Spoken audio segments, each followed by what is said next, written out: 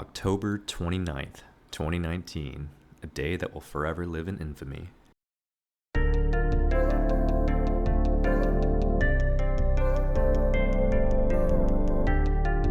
On October 29th of 2019, the NCAA announced that it will allow for players to benefit off their name, image, and likeness, and will allow that through the three divisions of college football.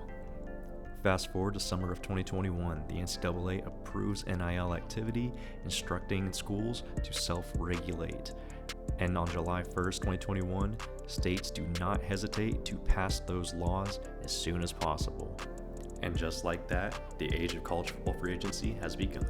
It didn't take long to see how this would affect the sport as a whole, as in April of 2022, there were rumblings that Jordan Addison, the Pitt star wide receiver, will enter the transfer portal contingent upon him accepting a 7-figure NIL deal to attend USC. And a few days later, on May 3rd, Jordan Addison enters the transfer portal, and a couple weeks after that, on May 19th, he commits to the USC Trojans as expected. Lincoln Riley was accused of tampering by many sources, especially head coach over at Pitt, and they were non-pleased to lose their star wide receiver. But it's just the nature of things nowadays. And if you're Jordan Addison, who can turn down that kind of money? Jordan Addison isn't the only example of this occurring. When we look at Quinn Ewers, his commitment to Ohio State, he made $1.4 million just for attending Ohio State, only to transfer to Texas the very next season where he wanted to play all along. Then we have Miami basketball guard Isaiah Wong, who threatened to transfer unless his NIL money was increased. It is easy to understand the rationale and the incentive to transfer to another school, especially when you're an 18 to 22-year-old with the possibility of making 6 to 7 figures simply from transferring. And that's why we have such a great appreciation from our protagonist in this story, and that is Zay Flowers, the Boston College wide receiver. He was a talented 3-star recruit out of high school from Fort Lauderdale, with offers from NC State, UNC, South Carolina, Purdue, Kentucky, Cincinnati, and Maryland.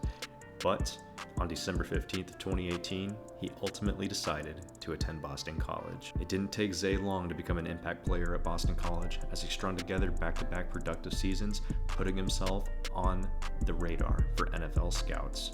He's being projected anywhere from the 1st to the 3rd round and has caught the eye of boosters of other organizations, as he has received substantial NIL offers to leave Boston College, the greatest of which was a $600,000 offer. Zay was now mulling over the decision of a lifetime with that offer on the table.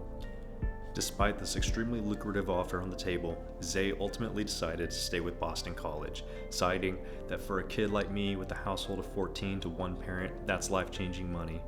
But I talked with Coach, and we went through what was going on. I talked to my dad, and ultimately decided to stay at Boston College.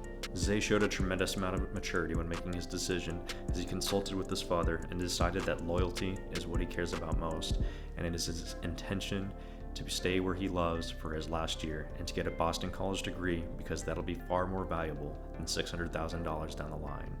Zay was still able to land a well-deserved hometown NIL deal with a local car dealership. And truth be told, I truly admire his maturity and his ability to stick to his core values, not only as the player, but the person as well.